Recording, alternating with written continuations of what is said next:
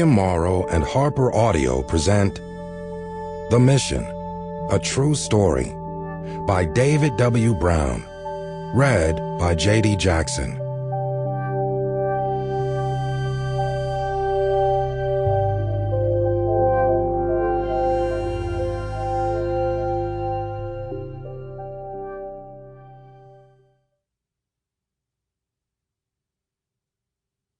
Beware, Diomedes, forbear, Diomedes.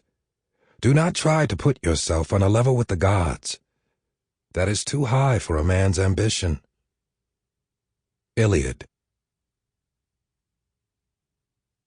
Chapter 1. The Course of Icy Moons. It wasn't enough to make the styrofoam solar system over his bed. The boy needed toothpicks, too, for the moons, and he pressed them into each planet. None for Mercury or Venus, one for Earth, two for Mars. He puzzled over Jupiter, the dozen discovered being too many toothpicks, so he accounted only for the 4 found by Galileo in 1610.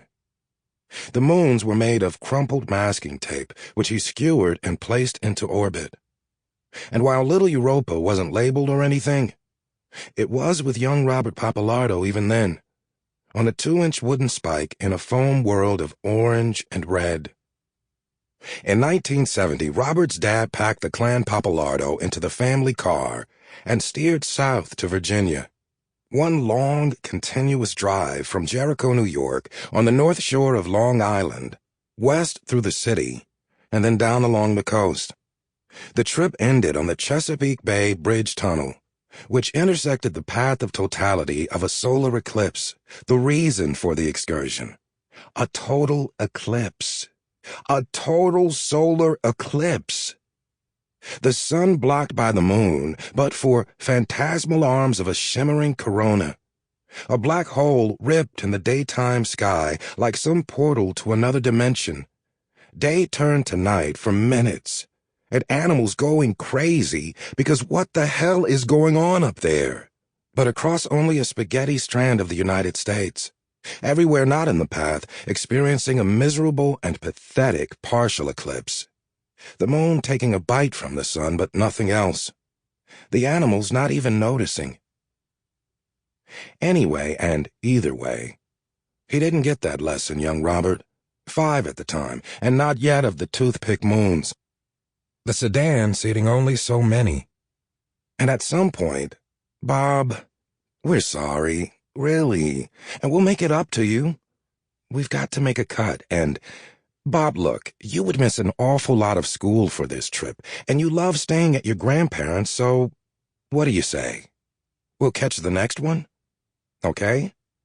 Okay. 34 years later, he thought of that. The eclipse. The craft store solar system, the masking tape Europa, when they offered him the moon from the 9th floor of NASA headquarters. Europa. It was discreet, but it was an offer. It happened between meetings on October 22nd, 2004. He was there that day on loan from the University of Colorado, where he was an assistant professor, to advise the agency on JIMO, the Jupiter Icy Moons Orbiter, and what could be achieved from further expeditions to the Jovian worlds. Pappalardo was part of the mission's science definition team, an ad hoc group of scientists who needed the knowns and knowledge gaps of a celestial object or system and determined the scientific objectives that should thus drive a prospective mission there. The simple ability to go somewhere started conversations.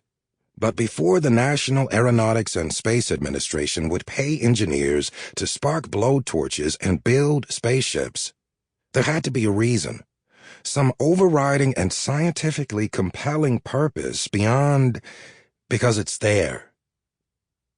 The Jupiter system was the destination, but Europa was the goal, the target, the quarry. Beneath the frozen moon's granite-hard ice shell was a liquid saltwater ocean. Sample complete. Ready to continue?